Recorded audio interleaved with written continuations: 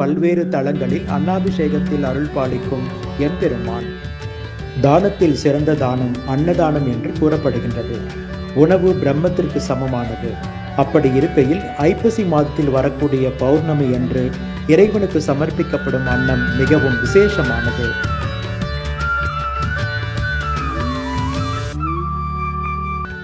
விதைக்கப்படும் நெல் பல தடைகளை தாண்டி அன்னமாக மாறுவது போல ஆத்மாவானது பல கர்மங்களை தாண்டி பரமாத்மாவோடு ஒன்றிணைகின்றது.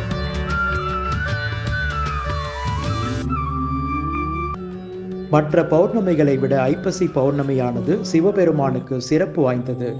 இந்த சிறந்த நாளில் அன்னத்தால் சிவபெருமானை அலங்கரித்து வழிபடுவது பரபிரம்மத்தை அடையக்கூடிய மிக எளிமையான வழியாகும்.